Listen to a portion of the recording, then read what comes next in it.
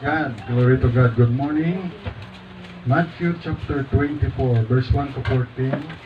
Basahin natin sabay-sabay. Matthew 24, verse 1 to 14. Okay, tindog palihog. Matthew 24, verse 1 to 14. Praise the Lord. Sa 30 gospel tracts na naibigan, no? And then 7 na tumanggap kay Lord Jesus as the Lord and Savior. Matthew 24, verse 1 to 14. Basahin natin ng sabay-sabay. Read begin. And Jesus went out and departed from the temple. And his disciples came to him for to show him the buildings of the temple. And Jesus said unto them, See ye not all these things? Verily I say unto you, there shall not be left there one stone upon another, that shall not be thrown down. And as he sat upon the Mount of Olives, the disciples came unto him privately, saying, Tell us, when shall these things be, and what shall be the sign of thy coming, and of the end of the world? And Jesus answered and said unto them, Take heed that no man deceive you. For many shall come in my name, saying, I am Christ, and shall deceive many. And ye shall hear of wars and rumors of wars. See that ye be not troubled, for all these things must come to pass, but the end is not yet. For nation shall rise against nation, and kingdom against kingdom, and there shall be famines, and pestilence, and earthquakes in divers places. All these are the beginning of sorrows. Then shall they deliver you up to be afflicted, and shall kill you, and ye shall be hated of all nations for my name's sake. And then shall many be offended, and shall betray one another, and shall hate one another. And many false prophets shall rise, and shall deceive many. And because iniquity shall abound, the love of many shall wax cold. But he that shall endure unto the end, the same shall be saved. And this gospel of the kingdom shall be preached in all the world for a witness unto all nations, and then shall the end come. Let's pray. Our God, our loving Father in heaven, thank you po sa iyong salita. Salamat po sa testimony, memory verse, Lord, at Sweet Holy Spirit, help us, help me also as we study the Word, to preach the Word with love, clarity, with power, conviction. For your blessings, bless this, bless Lord your Word at to the people, maging blessing at maging gabay sa aming Christian life. In Jesus Christ's name, Amen. Thank you. Please be seated. Ang title ngayong araw na ito ngayon ay September 14, 2025. Lord Jesus tells about the future events. Ang title, Lord Jesus tells about the future events. Kaya dito sa Matthew chapter 24 sa verse 1, and Jesus went out and departed from the temple, and his disciples came to him for to show him the buildings of the temple. So makita natin dito si Lord Jesus bilang isa ka Hudyo o Jew, si Lord Jesus is a faithful Jew. Kaya siyempre pumunta siya doon sa templo, went in kaya nag-went out siya. And then went out and departed from the temple. So maraming buildings of the temple na nabanggit dito, and show him the buildings of the temple, the beautiful temple na pinagawa pa yan ni Haring Solomon. Ang desire sana ni Haring David, siya ang magpagawa. Pero sabi ni Lord, huwag ikaw dahil ikaw ay a man of war. Pero si David ay marami siyang mga napatay na mga Philistine sa mga kalaban ng Israel na hindi naman kinikilala yung Diyos nila, David. So si Solomon na lang yung gumawa ng templo. At sa verse 2, mabasa natin dyan na Jesus said unto them, sabi ni Lord Jesus, prophesy niya, sinabi niya, in the future, say ye, not all these things. Nakita niyo ba itong mga bagay na to? Verily I say unto you, there shall not be left here one stone upon another that shall not be thrown down. So dito ay mayroon kagad si Lord Jesus na sinabi about the future event na mangyayari. Okay? Kaya, itong verse 2 na to, ito ay sinira ito ng Roman Emperor na leader na si Titus. Siyempre, dahil nagkaroon ng war between the Roman and Jewish war, nagkaroon ng war noong 70 AD. Okay? At siyempre, pag ang mga nagasalakay ng mga empire, siyempre tapos na, ang pinakaunang empire kasi yung Babylonian Empire. Itong Babylonian Empire, yung sa empire ni Nebuchadnezzar. Itong empire ng Babylonian, Iraq yan. And then, pumalit naman ay Assyrian Empire. So ito yung mga ito yung sa Iran. Then, another na empire ay Greek Empire. Ito naman yung yung sikat na si Alexander the Great Empire. And then sunod naman na empire ay Roman Empire. So nung time na ng Roman Empire, ito yung Roman Empire, yung taga-Italy, ito yung sumakop sa Israel na time na yung Lord Jesus, di ba? Na Roman Empire ang nakasakop. Parang tayo, sinakop rin tayo una ng Kastila, sunod ay sinakop tayo na Japanese. And then sunod naman ay American. And then sunod naman ay wala na, no? Huwag na. Chinese, tagal na yan sila dito. Yan. Tagal na yan dito ang mga Chinese. Noon na pa nga dito yung sa Nubisayan.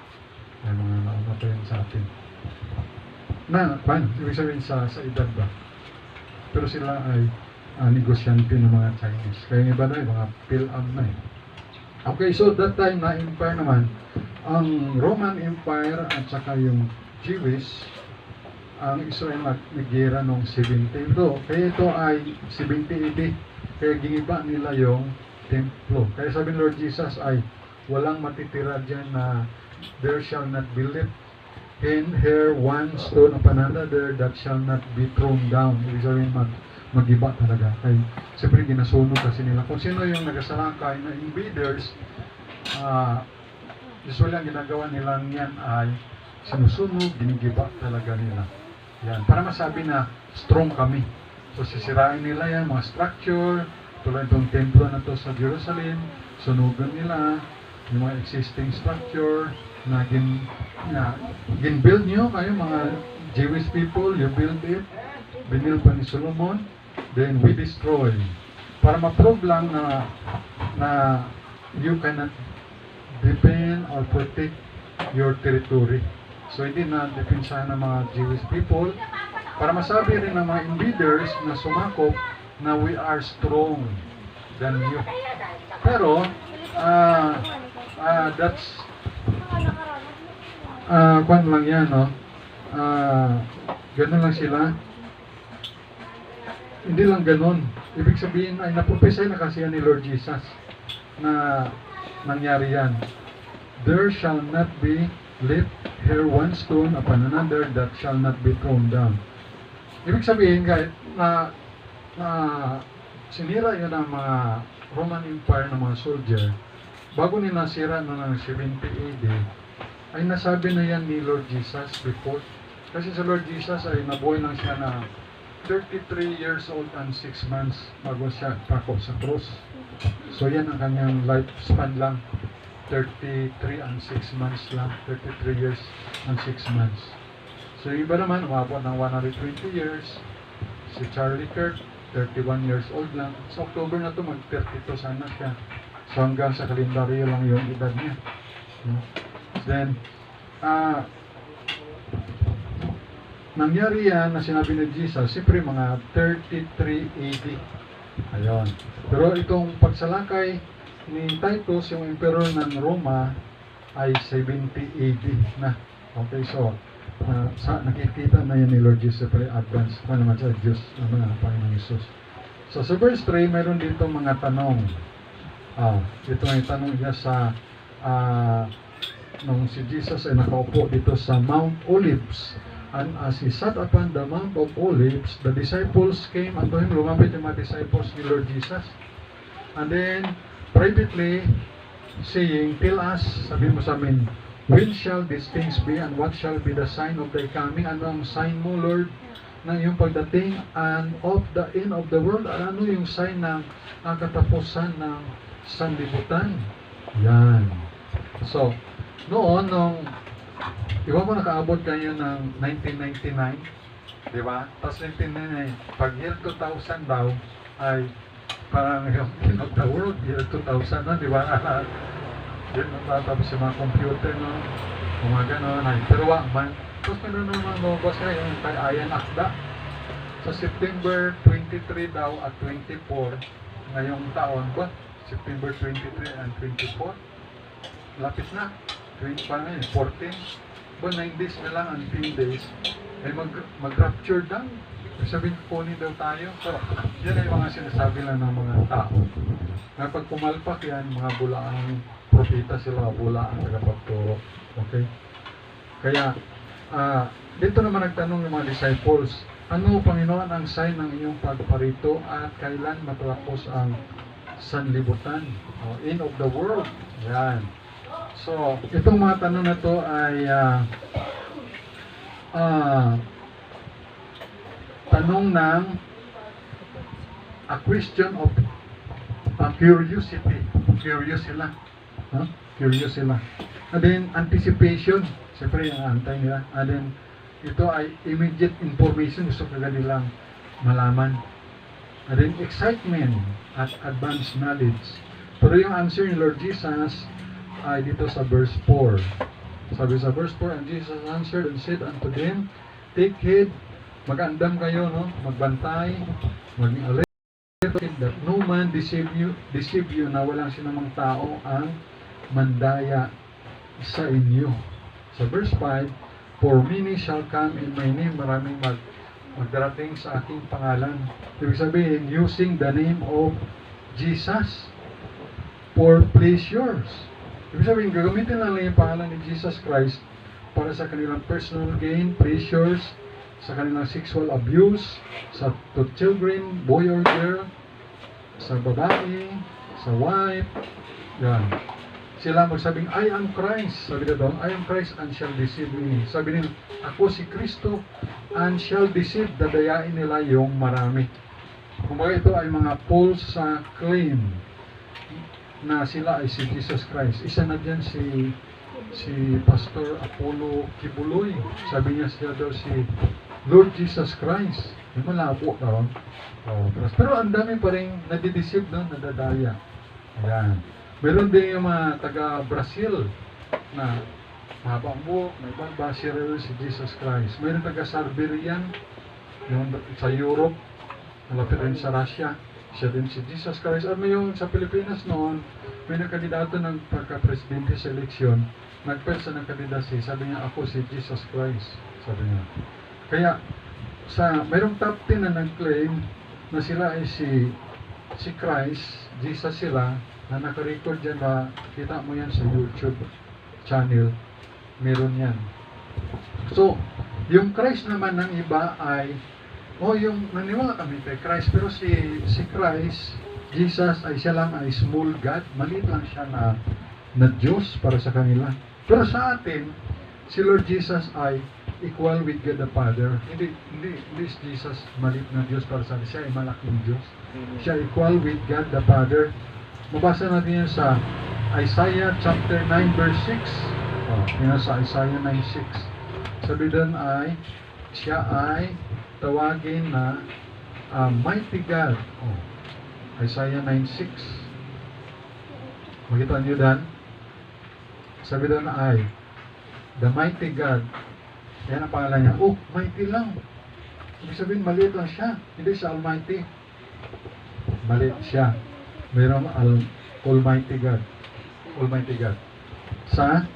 Makita natin yan sa Revelation chapter 1 verse 8. Diba? Magsabi na, makita nyo si Lord Jesus, maliit lang na Diyos, mighty lang, pero malaki rin siya na Diyos.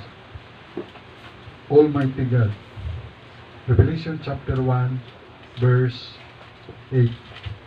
Sabi nito, Revelation 1:8, I am Alpha and Omega, the beginning and the ending. See it, the Lord, which is, and which was, and which is to come, the Almighty.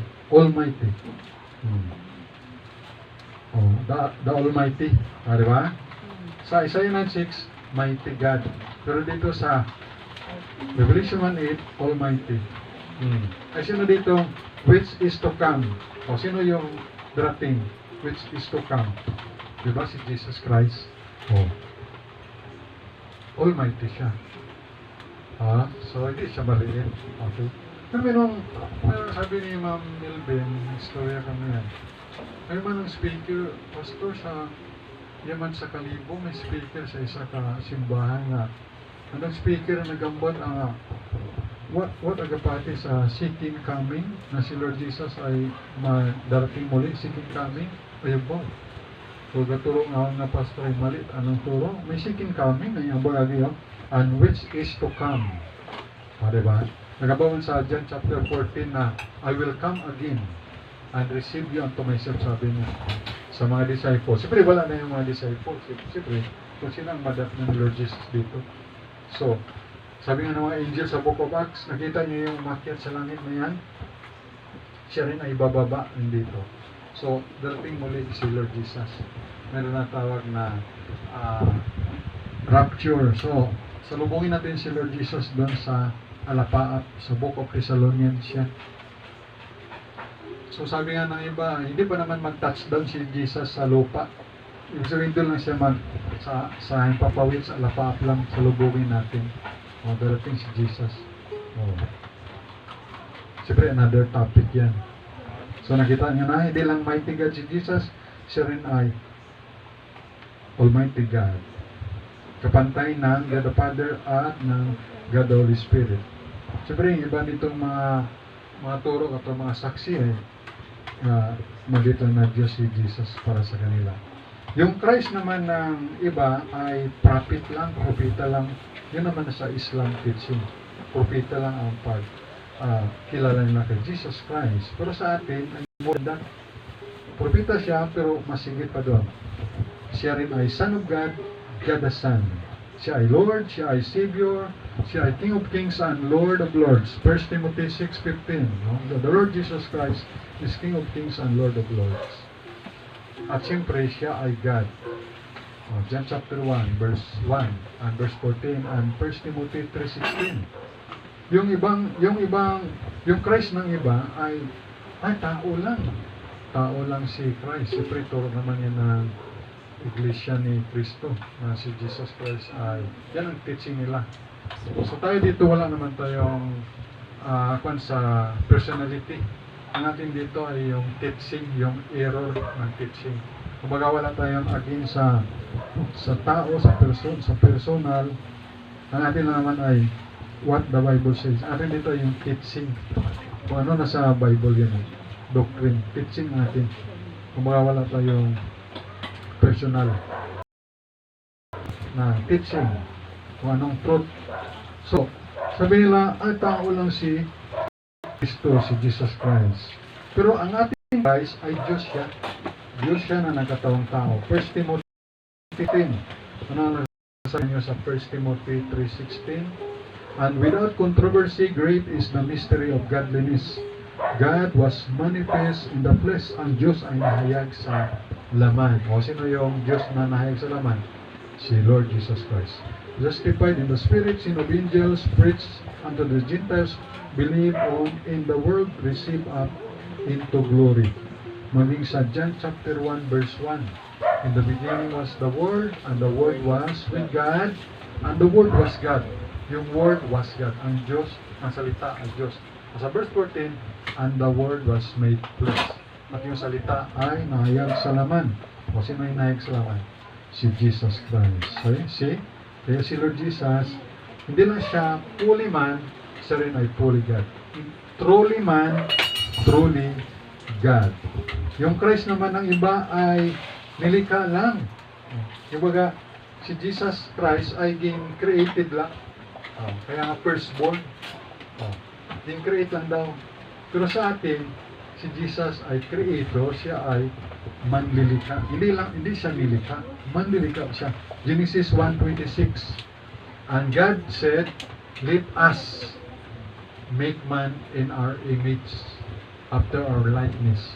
Genesis 1:26. And God said, let us. So, sino yung us doon? Kausap, yung tatlo yan. God the Father, God the Son, God the Holy Spirit. Hindi pwedeng angel yun. Let us make man in our image. So, creator si Jesus. Kasama siya sa pag-create na kay Adam and Eve. 3 person, pero sila ay one God in 3 person. Okay? Parang tayo. Isa tayong person, pero tatlong bahagi. Katawan, spirito, at kaluluwa. Yung body, nakikita. Yung spirito, ito yung God's consciousness. Ang kaluluwa, ito yung personal. Ito yung sarili. Okay? So, dito ay makita rin natin sa John chapter 1 verse 3. Okay na mo sa John chapter 1 verse 3. John chapter 1 verse number 3. All things were made by Him, and without Him was not anything made that was made. All things were made by Him. Palitan natin yung Him kay Jesus Christ. Palitan natin yung Him. Ipalit natin si Lord Jesus Christ. All things were made by Lord Jesus Christ. And without Lord Jesus Christ was not anything made that was made. See? So kung wala kay Jesus Christ, walang nilikha. Okay? So si Jesus, hindi siya nilikha. Kasi yung ibang turoy, in-create lang si Jesus. Hindi siya in-create. Siya ay creator. Okay? Yan. Then sa verse, balik tayo sa Matthew 24, verse number 6. Matthew 24 verse 6. And ye shall hear of wars and rumors of wars. See that ye be not troubled, for all these things must come to pass, but the end is not yet. Okay? So, before that, no, nung AD 70, Emperor Titus of Roman Empire, kaya nagkaroon ng war between Roman versus Jewish war. Burned the temple, destroyed the temple, as Lord Jesus prophesied, mga 33 AD. Then, sunod, mayroong sabi ni Jesus dito, kasi nakasulat sa pula dito kung anong sinabi ni Lord Jesus, maganda pag Bible, thank you, Ma'am Sherry. Maganda pag yung Bible ay nakasulat sa pula. Ibig sabihin, si Jesus Christ, si Lord Jesus yan ang nagsabi. Kaya maganda, kung ano mga sinabi ni Jesus ay mabasa, mapakinggan, mapag-aralan. Yan. Sabi ni Lord Jesus dito, makapakinig kayo ng rumors of wars. Nowadays, hindi lang, siyempre sa time ni Lord Jesus, walang social media. Pero ngayon, pag makabati tayo ng rumors of war, parang marites lang ba? Pero hindi na ngayon napapanood pa natin. Nakikita pa natin. Minsan live pa. Live pa na akala mo New Year, no? Mga fireworks kami sa Israel, no? Doon sa Palestine, sa Gaza. And then, makita rin yung war ng Ukraine versus Russia. Israel versus Hamas. Israel versus Iran. Israel versus Yemen. Cambodia versus Thailand. Sa boundary rin, nag-away-away, no? Boundary rin. Parang sa mga kapitbahay mo, no? Parang boundary rin, ang lupa ng kapitbahay ka. Nag-aaway sa boundary ay war din. Word war, salita. Amin na, miswag niyo mohon. Inosog niyo mohon, no? Sa salita lang na war. At least wala nang pisikalan. Ganun sa Cambodia at Thailand. Pero salamat na stop na rin. Rumors. Mga rumors of war, although dati man North Korea versus South Korea. China versus Taiwan. Noon, World War I, World War II. Minsan naman, Philippines versus China. Pero huwag tayo makipag-war sa China. Kasi ang China ay kanyan mga 32 ka Pilipinas. At ang tao nila doon ay sobra 1 billion. tayo lang 116. Sobrang lang tayo 116 million. Ibig sabihin, kung isang Pilipino, 10 yung Chinese. Kaya pag ako, ang kalaban ko 10 na Chinese. Ay kung kahit isang kurot lang ako sa isang Chinese, gaganti sila 10 kurot. Lugi tayo. O diba? So, walang mananalo sa war, kaya huwag na tayo makipag-away. Wala lang. Peace. Love. Yan. Dala nila yung Prince of Peace, si Lord Jesus Christ. Oh. At ganun din yung noon ay Japan versus US, Philippines versus US, Philippines versus Spain. Dati rin ay Iran versus Iraq, Allied Force versus Iraq. Yung iba kata, hindi pa kayo pinanganak eh. Yung sinalakay ng Iraq, yung Kuwait, hindi pa kayo pinanganak noon eh. Israel versus Arab nation, no? 6 na Arab nation ang kinalaban nun ng Israel. 6 na araw din na digmaan.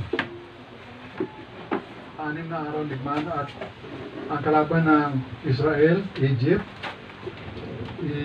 ano pa ng Syria, Lebanon, ano pa mga bansa? Hindi. Iwan ko, magsama pang Saudi Arabia. Basta, mga Arab nation na nakapalibot ay 6 na araw na digmaan. Isa lang yung Israel. Liit lang. Ang Israel, siguro ang Israel ay mga kasi laki lang ng konti sa Palawan. Mas malaki ng konti sa Palawan. 6 na araw yan. Nagira.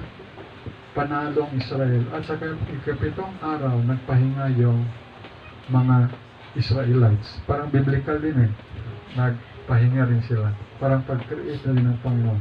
So panalo. Kita mo mga taga-Egypt, ayaw nilang makipaglaban sa Israel.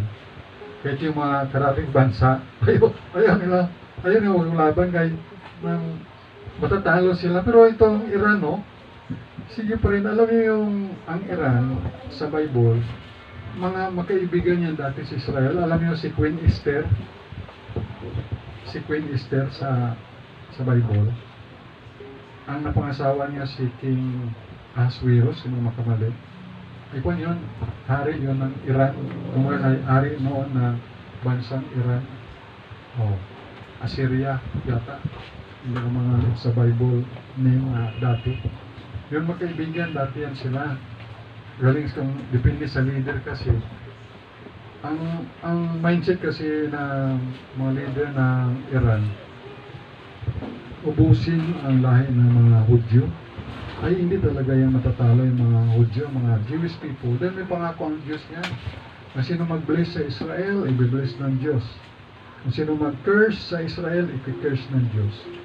Kaya kung ikaw maging presidente ng Pilipinas, sa Israel ka pumanig. Katulad si Charlie Kirk, tuwang-tuwa yan si Prime Minister Benjamin Netanyahu kay ang leaning niya ay sa Israel rin. Siyempre, biblical yan. Ayan. So, ganun ang mga pangyayari. Masabi na yan ni Lord Jesus. Mayroong rumors of war. But the end is not yet. Sabi dito sa verse 6. These things must come to pass, but the end is not yet. Pero hindi ba yung katapusan? For nation shall rise against nation. O, diba? Bansa, bansa. And kingdom against kingdom. Yan. And there shall be famines at mayroong tagutom. Mayroong tagutom. Diba doon sa Gaza? Tagutom doon, no? Even mga soldier, even yung mga hostage, payat na. Even doon sa Ukraine o sa mga soldier na Russian, natatrap sila, ng gutom, famine. Even sa Africa, mayroong gutom. Kaya dito sa Pilipinas nga, may mga bata dyan na napalimos ng pera, gutom rin sila. O, diba? O, famines. Lalo doon sa Africa, kay may bihira doon umulan. Maganda dito sa Pilipinas, at least ay umuulan dito. May blessing dito. na maganda dito, maraming mga tanim. Oh. And then pestilence, mayroong mga pestilence, may mga peste. Yan. And then mayroong tinatawag na kahit sa North Korea rin may gutom rin doon, kawawa doon mga taong bayan doon sa North Korea. Kaya yung presidente nila, sige gawa ng mga armas, mga baril, weapon. Pero imbes nagbili ng bigas o pagkain, nagbili ng mga gawa nila ng mga bala. Even dito sa Pilipinas, yung iba rin ay gutom dahil nandun sa mga kurap na mga politician. Pero hindi naman, konti lang kasi yung mga matino, no? Ang sila matino ngayon lang si Mayor Vico Soto, Mayor Magalong, Congressman Leguiste, Congressman Barsaga. Yan lang yung mga matitino, no? Na mga nag-akuan sa gobyerno, nag-galit. Pero karamihan na sila ay mga kurap na sila. Yan. So, earthquake, sabi rin ito, mayroong lindol. Katulad sa Haiti, lindol sa Japan, sa Pilipinas rin noon. Thailand, naglindol rin. Sa Afghanistan, even sa New Zealand, naglindol rin. Oh. Maganda sa New Zealand. Alam niyo, mas maraming baka sa New Zealand kaysa tao. Bodos JJ. Maraming gatas doon. Pero sa mga bansa ba, kung gusto kong puntahan ang New Zealand. Pero kahit wala magandang bansa, no? May lindol man ganito. So, wala ito maganda na lugar. Kung sino ka lang nilagay tayo ng Panginoon na lugar, yan ang maganda. Yan ang kalooban ng Panginoon na lugar na kung saan tayo nilagay. Yun na yung magandang lugar na kalooban ng Panginoon. Verse 8, all these are the beginning of sorrows. Pabaw. Ito pa lang ay pasimula ng mga sorrows. Although dito, hindi natin maramdaman yung mga sorrows, no? Hindi masyado. Itong sorrows lang naman ay inutangan ka, hindi ka binayaran, hindi ka nawala yung pera mo. Ang mga sorrow natin dito ay mga mababa ang grade mo sa school, hindi ka nakaabot sa honor roll. Pero ang sorrows nila sa ibang bansa ay napatay ang tatay nila, nanay nila sa mga bomba, pasabog, namatay yung anak nila, doon sa mga Palestine, sa Gaza, sa Ukraine, mga ganun din ang sorrow nila. Ngayon, si Charlie Kirk, ang kanya pa palang anak na babae na panganay, 3 years old, ang bunso ay 1-year-old boy. Mga cute na mga anak. Maganda ang misis niya. So, yun, mga sorrow yun ba? Siyempre, doon sa Nigeria rin, daming Christian na, kung i-research nyo sa Christian Broadcasting Network, daming mga Christian sa Nigeria, pinagpapatay pala sila. Sinusunog, namasakir. Pero hindi yan binobroad out sa broadcast o hindi yan binabarita. Mga Christian doon sa Afghanistan, sa Vietnam. Maraming mga sorrow sa China. Di ba? Pero tayo dito sa Pilipinas ay di masyado natin naramdaman yung temporal na sorrow na yan. Okay? At siyempre, huwag lang tayo gagawa ng mga hindi maganda para wala tayong sabit. Kasi kung gumawa tayo ng mga negative, ay siyempre, maranasin natin yan. Pero kung ikaw ay nakaranas ng sorrow dahil kay matapat sa Panginoon, it's another story. Then shall they deliver you up to be afflicted. So sabi ni Jesus sa mga disciples, kayo'y pahirapan and shall kill you. Papatayin kayo. At totoo naman to yung mga tagasunod ni Lord Jesus, mga disciples niya, pinatay naman talaga. Pinatay si Peter sa pinako siya pabaliktad, no? Kasi hindi daw siya karapat-dapat na ipako ng katulad na ganito kay si Jesus Christ lang. So, pabaliktad siya. Tapos si Bartolome, binalatan ng buhay. Si James, pinugutan ng ulo ni King Herod. Sino pa? Si Stephen, although isa sa disciples, Lord Jesus, binato. Halos, alam mo kung sino lang dyan yung hindi nakaranas na matinding kamatayan? Si John, yung sumulat ng Revelation, Book of John, Gospel of John. Although ginkoban siya sa kumukulong mantika na nilagay, pero hindi siya naalin. Kaya ginawa na sa kanya, hindi siya napatay. Tinapon lang siya sa island of Patmos. Tapos siya nagsulat doon, pinasulat ng Lord yung Revelation. Tsaka namatay siya ng natural death na lang si John the Beloved. Pero yung the rest ng mga apostles, mga martyr, pinatay sila sa tabak, sa bato, at binalatan ng buhay. Iba-ibang kamatay nila. So dito sabi ni Lord Jesus, dito pa sa nila, and shall kill you, and he shall be hated. Hated of all nations for my name sake. Kita mo, kung mga sinaunang missionary, pumunta dun sa PNG, Papua New Guinea, mga cannibals, diba? Pinatay sila, kinakain, alaman, iba, diba? Oh. Kaya, yun ang mga sinauna ba ng mga believer in Jesus. Unlike ngayon, marami ng mga believers sa Lord Jesus, kaya hindi na masyado tayo nakaranas. Kung dito sa Pilipinas, sa Amerika or sa Canada, although binabaril lang naman pag nagsabi ka ng katotohanan, if you tell the truth, maraming magagalit yung ayaw sa truth. Siyempre, it's a war between the good and evil. Pero kung doon tayo sa lugar na China, North Korea, Vietnam, Afghanistan, Iran, Iraq, at Christian pa, sa Syria, sigurado na tayo ay hindi lang nila tayo sasaktan, papaluin, ibilanggo, papatayin pa tayo. Ganon sila. Hindi lang yan sa ganilo, kahit sa India rin. Kaya bawal doon. Doon sa India rin. Bawal, no conversion law. Ang mga Hindu, hindi pwede ma-convert sa Christianity. Yan ang mga nangyayari sa ating sanlibutan.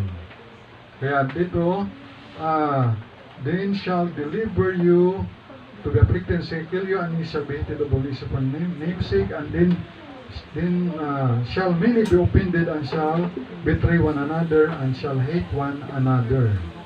Yan. And many false prophets shall rise. At maraming mga bulang propeta ang maglitawan, and shall deceive many.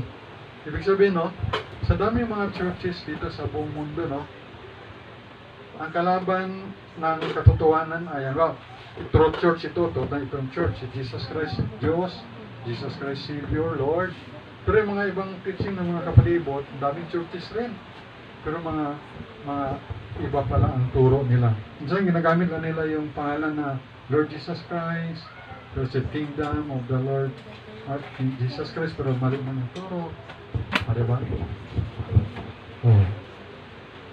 So, diba pang mga katuroan na ginagamit yung pangalan ni Jesus Christ, pero ang kanilang doktrina ay taliwas sa Biblia. Yan. Yung mga apostol, the 11 apostles, si Stephen at si Paul, no? Meaning Christians sa Nigeria, nabanggit ko na sa inyo na pinagpapatay rin sila sa Middle East. Then sa Syria, ganoon din po, mga Christian doon, mga Muslim naging Christian, pinapatay rin nila. Sa Israel, meron din. Yan. At sa verse 10, and then shall many be offended. Maraming ma-open. At maraming mga false prophet ang maglitawan using the name of Christ, pero mali ang teaching nila, deceive many. And because iniquity shall abound, dahil ang pagsalansang kasalanan ay dadami, the love of many shall wax cold, sabi ni Lord Jesus. At sa verse 13, but he that shall endure unto the end shall be saved. Pero ito, debatable ito eh.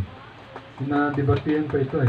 Ito kasi ay ang manatili magtiis hanggang wakas ay siyang maliligtas. E paano gali kung hindi gali makapagtiis, hindi gali maliligtas? Pero ito hindi ito applicable sa atin. Kasi tayo, by God's grace, ligtas na. Sabi ng Bible mayroon na tayong eternal life at wala makaagaw sa kamay ng ating Ama. Ibig sabihin, ligtas na tayo. Niligtas yun ng Panginoon sa Thessalonians na sulat, hindi para kaputan. Thessalonians, 1 Thessalonians chapter 1 verse 10 yata yan eh. Tingnan ko kung tama ako. Saglit tingnan. 1 Thessalonians 1:10. 1 Thessalonians chapter 1 verse 10.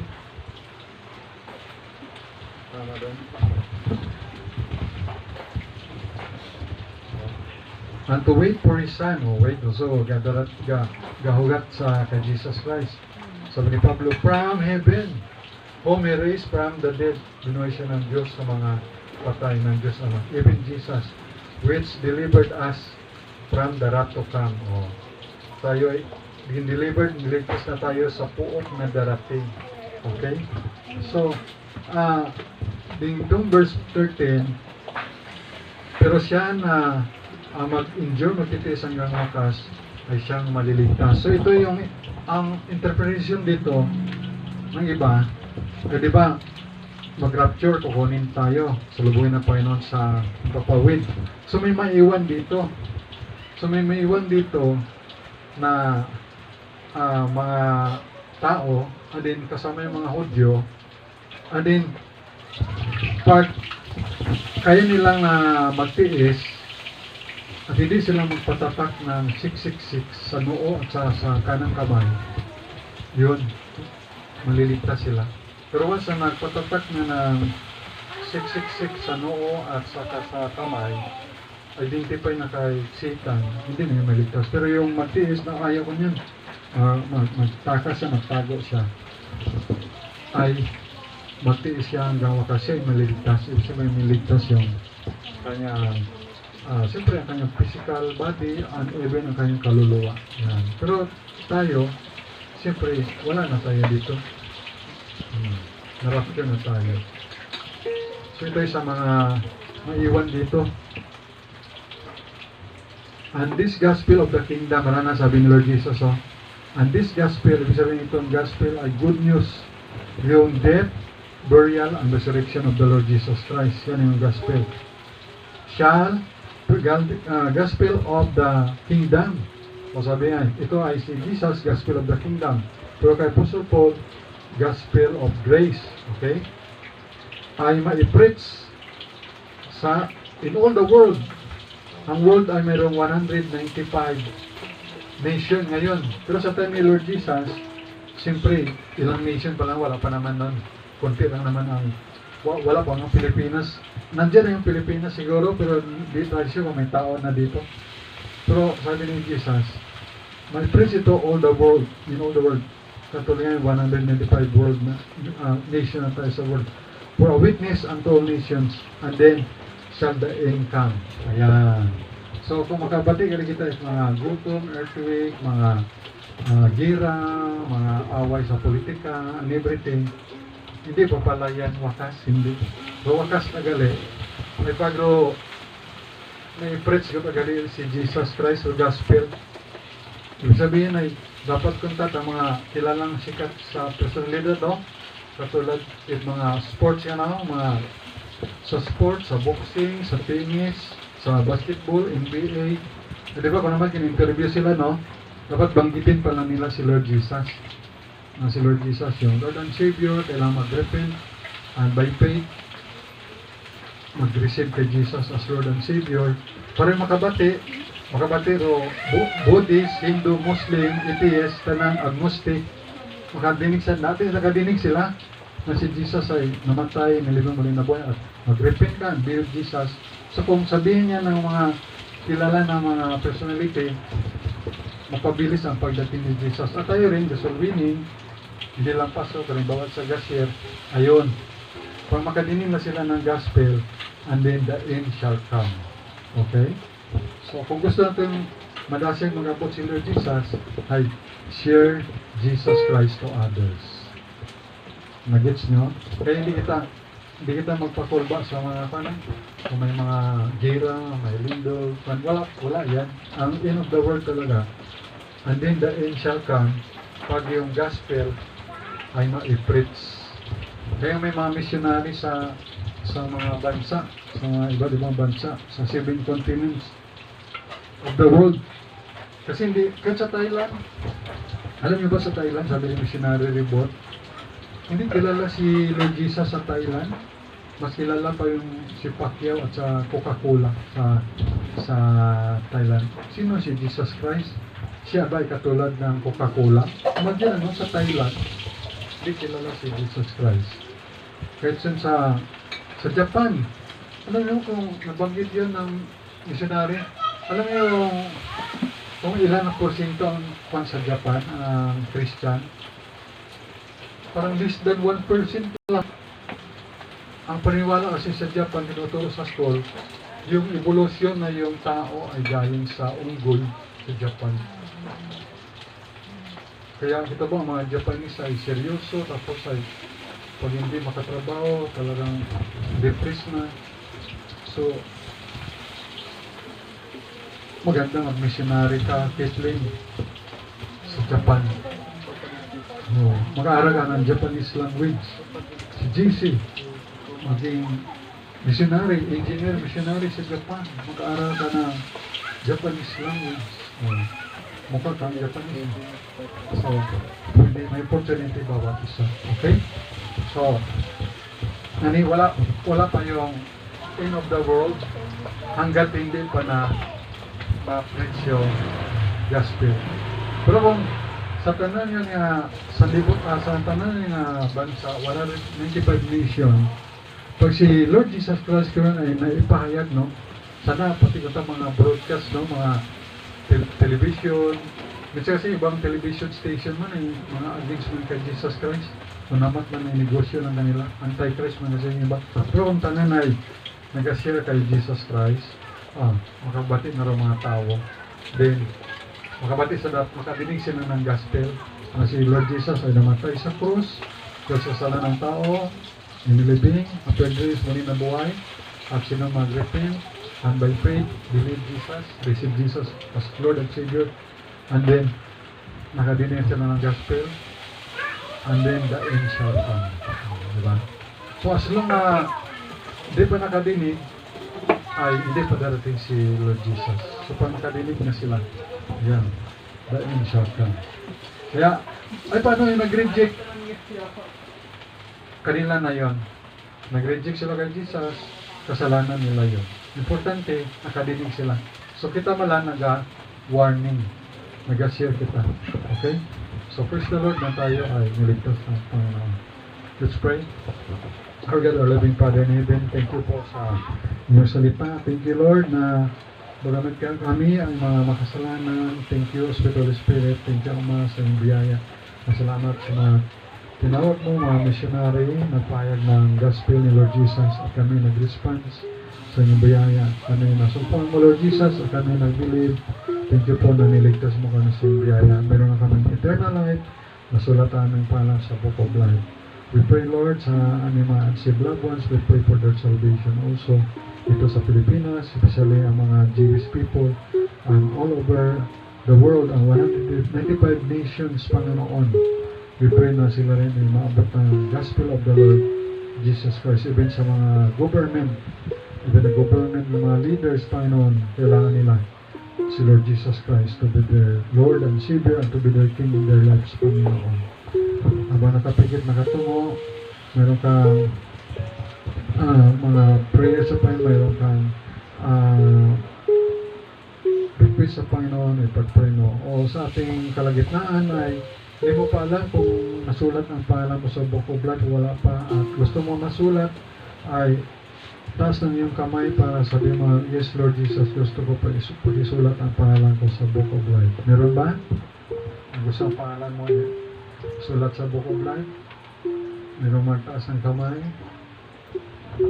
Amen, praise the Lord. At sa kamay na yan, willing ka. So ang gawin mo lang ay by faith, tanggapin mo si Lord Jesus as si Lord and Savior.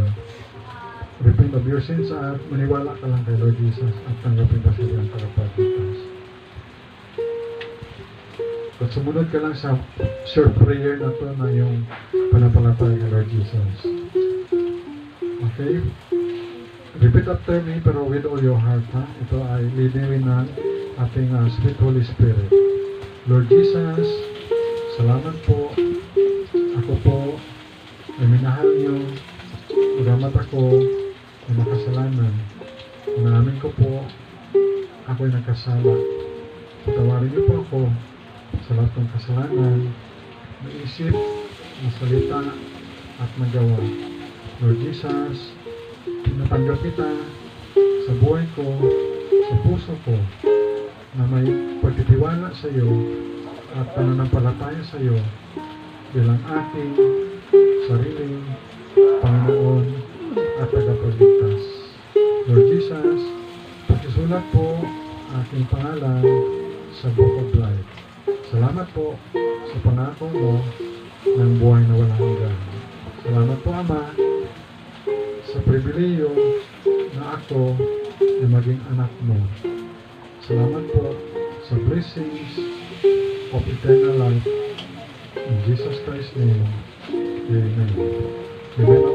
Okay, kung mayroon kang mga prayer, ay mag-pray ka lang kahit saglit sa Panginoon.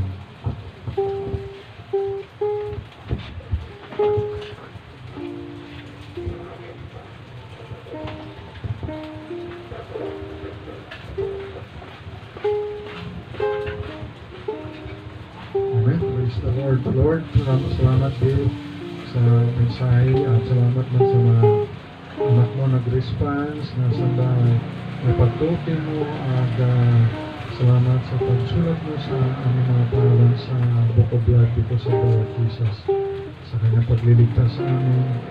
Salamat sa gospel, sa death, burial, and resurrection of the Lord Jesus Christ sa bawat isa na tumanggap manampalataya na ng buhay na walang hanggan. At ito, Lord, Ama, ay amin din ma-share sa aming loved ones at sa mga kakula, kaibigan at sa aming mga kapwa Panginoon. Sila rin po ay magkaroon ng relasyon kay Jesus as their Lord and Savior. Bless mo, Ama, ang bawat isa sa kanilang mga kilingan. Ito man ay sa kalusugan, kagalingan, at ganoon ang Diyos sa wisdom, sa mga nag-aaral, financial needs din sa bawat isa. Good health, long life, at spiritual growth. Bless mo ang mga Israelite salvation po nila, even the Arab nation, salvation, Hindu, Buddhist, atheist, even mga cults, Panginoon, na sila ay mag-repent and change their belief patungo kay Lord Jesus Christ, to be their Lord and Savior. Sa ilat ng glory and power, Jesus Christ's name. At i-bless mo nila daming giving, bless the gift and the giver, Jesus Christ's name. Amen. Amen. Praise the Lord. I bless you as you give.